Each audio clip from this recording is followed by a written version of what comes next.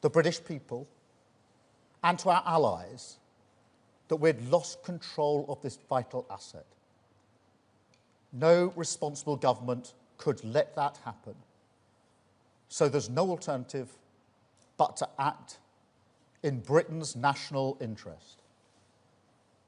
By agreeing to this deal now on our terms, we're securing strong protections, including from malign influence, that will allow the base to operate well into the next century, helping to keep us safe for generations to come. Now, other approaches to secure the base have been tried over the years, and they have failed. Boris Johnson failed in his efforts to endlessly delay. Liz Truss then started the negotiations. We inherited a negotiation in which the principle of giving up UK sovereignty had already been conceded by the previous Tory government. Our deal has concluded those negotiations in the national interest. Now, there's obviously a cost to maintaining such a valuable asset. We pay for other military bases. Allies like the US and France do the same. This cost is part and parcel of using Britain's global reach to keep us safe at home. And it will be less than the cost of running one aircraft carrier for a year. Today's agreement is the only way to maintain the base in the long term. There is no alternative. We will never gamble with national security. So we have acted to secure our national interest, to strengthen our national security, and to protect the British people for many years to come. Thank you. Now let me hand over to the Defence Secretary and then to General Hockenhull to say a few words. Defence Secretary. Thank you, Prime Minister. As the world becomes more dangerous, the Diego Garcia military base becomes more important. But I want to underline the urgency and uncertainty over the future control of this UK base. Within weeks, we faced new legal rulings which would weaken the UK's full operational sovereignty over this base. And within just a few years, this irreplaceable military and intelligence base would become inoperable. That's why we've taken action today. That's why the Prime Minister has signed this treaty today, securing this base for the next 99 years and beyond. Our allied nations are right behind us and behind this deal: the US, Australia, New Zealand, India, Canada. Others want to see this base closed. They want to see this deal collapse. China, Russia, Iran. The value of this deal is beyond doubt. Full control of Diego Garcia for the next 99 years and beyond. Full control and protection of the electromagnetic spectrum, that priceless intelligence, communications, sensors, radar. A strengthened buffer zone so we can control the seas and the skies immediately around Diego Garcia, and wider islands up to 100 miles, an effective veto over any developments or hostile activities. And with the base in jeopardy, no action was no option. And anyone who would argue to abandon this deal would abandon this base. So let me be clear. The British people and our British forces are safer today and into the future because of this deal. Thank you. Thank you. General Hockenhull, can I turn to you? Thank you, Prime Minister and Secretary of State. I think it's useful to add a military perspective here. The way we see this is very simple. Diego Garcia provides a vital capability to the armed forces, to our US allies, and for our shared contribution to global security. The geography offers immense and irreplaceable global reach, enabling us to pivot forces westward toward Africa and the Middle East, or eastward towards Southeast Asia and the Pacific. Added to that are the facilities on the base. A deep water port capable of hosting nuclear submarines and aircraft carriers, a runway capable of operating every type of military aircraft with the logistical support required for modern operations, and the satellite and communications infrastructure that the Prime Minister mentioned. It is a unique asset for Britain's defence and security. It gives us the ability to deploy a wide range of capabilities over a huge geography. Now, Diego Garcia proved its worth through the long years of counter-terrorism operations and proves its value today by supporting our ability to protect maritime trade. It will be of even greater strategic significance in the future. It helps keeps the United Kingdom safe and prosperous, and it allows us to work closely with our international partners. The use of Diego Garcia by US forces is a unique contribution to the military relationship between our two countries, and one that underlines the UK's commitment to burden sharing. Both our militaries will continue to benefit from our investment in these facilities for the years to come. Britain projects military power through such alliances and through assets like this base, which give us a global reach. I welcome the long-term certainty that this treaty brings. It will help the British Armed Forces in our efforts to support stability abroad and security at home. Thank you. Thank you very much. We'll now take some questions from the media. I've got Jonathan Beale from the BBC first, please. Jonathan. Thank you. I've got a big bad voice. So first of all, if I could ask you, Prime Minister, two Garcia women went to the High Court to try to stop this today. They describe this as a very sad day. They say they do not want to hand their rights to Mauritius. What do you say to them? And then, isn't it time to level with the British taxpayer as to how much this is going to cost? I noticed you said it was going to cost the equivalent of the operational cost of an aircraft carrier. If you could actually spell that out, that would be helpful. And Defence Secretary, is this money that you're going to have to pay to lease back the base going to come out of the defence budget? And you're not going to get a single bullet, an extra soldier, or even a shell for Ukraine in return for that. So just what's the value of that? And then General Jim, if I can just ask, a quote back to you from Jack Watling at RUSI. The UK has ceded strategic ground when it did not have to and has got nothing in return. Thank you. Thank you very much. On the Chagossian challenge, obviously the fact there was a challenge delayed the signing, but in a way was a good thing, because a court has now heard the arguments for and against and come down conclusively in the High Court in favour of the government argument that was put forward this morning. So that challenge was made. That challenge has now been determined in our courts after legal argument, and that's the right way to determine it. Well, they made their case. I mean, there are different views, which I understand in different parts of the community, but the challenge that was put to us was made in court. The court heard the matter this morning on legal argument and came to a firm ruling in our favour. On the question of costs, the cost of this is an average per year cost of £100 million, £101 million a year is the average cost. The net overall cost is therefore £3.4 billion overall. That's over the 99 years.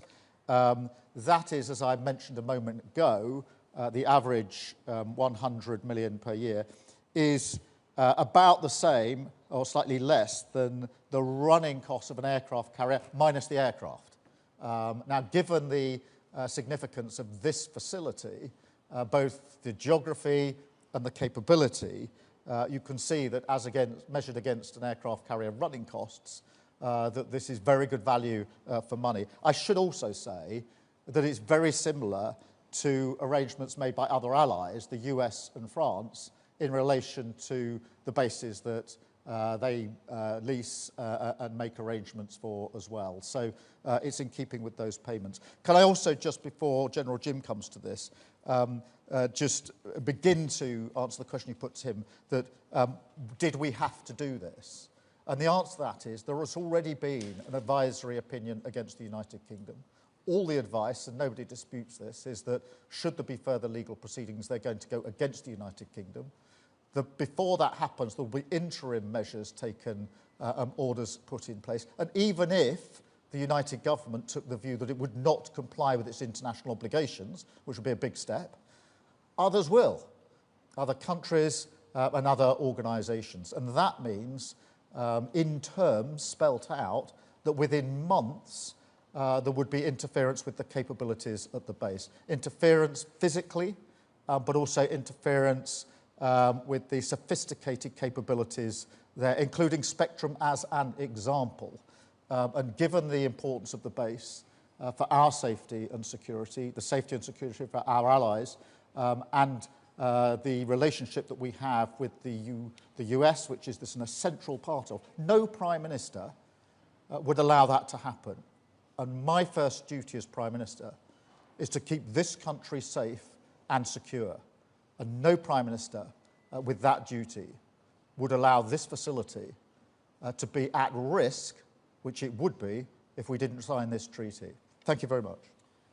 Can I add, the last government recognised the jeopardy of British control over Diego Garcia. That's why, as the Prime Minister said earlier, they conceded the principle that negotiations were necessary. They conducted 11 rounds of negotiation before the election. They failed to do a deal. We picked up the challenge, we picked up the negotiations, we toughened the terms and the protections and the control that Britain can exercise through this treaty, and within 10 months we've landed this deal that the Prime Minister has signed today. Now, on the money, this is an essential investment in our national security. It's less than 0.2% of the defence budget. It means that we can invest to strengthen our armed forces to face down the increasing threats that we face. And I just say to you, as a result of this deal today and in the years ahead, our armed forces are safer and they're stronger because of what we do on Diego Garcia. And just before I pass to the General, can I just add on this question of why did you have to take this measure? It is worth reminding ourselves who is in favour of this treaty, this deal, and who's against it. In favour are all of our allies, the US, NATO, Five Eyes, India. Against it, Russia, China, Iran. And surprisingly, the leader of the opposition and Nigel Farage are in that column alongside Russia, China and Iran, rather than the column that has the UK and its allies in it. General Jim. Johnny, thank you for the question. Now, I respect Jack Watling a lot, but I'm afraid on this case I'm going to have to disagree with him, as I believe he's wrong in his view. The value of Diego Garcia, I think, has been set out in the remarks that you've heard from all three speakers. And as the commander responsible for operations on Diego Garcia, any risk to that future operation, to me, would be an intolerable risk to take with our national security. And I think that that risk would manifest itself in our capability to operate being eroded in the very near future. I think it would be downgraded, it would be degraded significantly over time. And ultimately, we run the risk of losing control. Now, I think that risk would be intolerable. We must have long-term assurance and control. There is no other viable option to provide that assurance and control. And the irreplaceable, vital, and in many ways priceless asset that Diego Garcia is, must be guaranteed for us to be able to continue our operations. It's an essential element of our fighting power. Thank you very much. I'll go to Catherine at GB News now. Catherine. Catherine Forster, GB News. Prime Minister, what do you say to people who can't understand why you can find 100 million a year, billions over 99 years, but you can't find money to support people with disabilities. And you were a human rights lawyer. You're having to make this deal because of an international legal ruling. But the Chagossians that brought that case last night, that got that temporary injunction, feel that it breaches their human rights, and they're being treated just as shoddily as when the government booted them out of the Chagos Islands back in the 60s. What do you say to them? Well, let me take all three parts of that question. In answer to your first question, the answer is the first duty of a Prime Minister is to keep the country safe and secure. And this base is vital in that respect. Its location, its physical use, and its capability, including the spectrum capability. That capability has already had huge impact around the globe in relation to combating and defeating our adversaries. It is vital to keep our armed forces safe in their operations. And it is, as I say, measured against other defence spend, it is year on year less than the cost of running an aircraft carrier minus the aircraft. And so it is really important that a Prime Minister doesn't shirk when it comes to national security. That is the number one duty and responsibility of any Prime Minister. It is a duty and responsibility that I take extremely seriously. In relation to legal rulings, true, there's already been an advisory opinion against us. And true it is, but for this treaty, there would certainly be further legal proceedings leading to binding judgments with interim orders on the way, which would be put in place in a number of months. Now, even if I stood here and said to you, the UK government would defy international law, which would be an extremely unusual position to take, others won't. Other countries and other organisations. And that means the risk of interference with the capability is there because of the action of others. And once that uncertainty comes into place, then that means the ability to control physically interference with the base, to control interference with things like spectrum, is immediately in place, which risks the capability of the base and puts it at risk within a matter of months. Nobody knowing the capability of this base and the importance to us and to the Americans, nobody who's looked at this in any detail would ever put that capability at risk. So yes, there's an international law question here, but my decision is actually based on our national security and the action of others, and faced with advice that that capability would be lost in a short period of time because of legal uncertainty, and knowing how important the capability is, that's not a decision that I or any responsible Prime Minister would ever take. And anybody who argues the contrary, in my view, is not fit to be Prime Minister. On the question of the Chagossians, look, there are different views amongst the community, but there was a legal challenge, and that argument had to be made. And in a way, I'm glad it's made, because now it has been aired, now it has been heard, now it has been argued in court. But what happened at 12:30 today is we got the judgment of the High Court, having heard the arguments, and that judgment was in favour of the government. Thank you. I've got David Shepherd from the FT. Thank you, Prime Minister. David Shepherd from the Financial Times. Forgive me for asking a little bit more on the numbers around this. You've spoken of 101 million average over 99 years and a total cost of around 3.4 billion. A lot of the journalists here are asking, if you times 101 million, you get closer to 10 billion. Yeah, can I deal with that straight away? That is the net cost, and the reason it's put in those terms is because that is how the government accounts for it, it's how the OBR counts the cost, and it's the way public sector projects are measured. In other words, what's the net cost today? And that is £3.4 billion. Obviously, over time, with inflation, then that is the net cost. But this isn't a way of presenting it for the purposes of this particular project. That is the way that government present an account for public sector projects is the way the OBR takes account of them when they're doing their assessments. And whether it's defence and, in fact, nuclear, that net cost is the cost that's used, which is why the figures are presented in that way. The 101 million is the average rolling over the period of the lease, which is 99 years, extendable by 40 extra years. Having got the maths out the way, can I ask my actual question? Given the vital importance of this base, not just to the UK, but to our allies, will we be asking allies like the United States to make additional contributions towards the payment for the base? Yeah, let me deal with that directly, because this is a capability that is of vital use to both the UK and the US. And we obviously have, in relation to the US, a special relationship on defence and security and intelligence sharing. No two countries share intelligence in the way that the UK and the US does. In relation to this base, which we both make huge use of, we are paying under this treaty in the way I've just set out.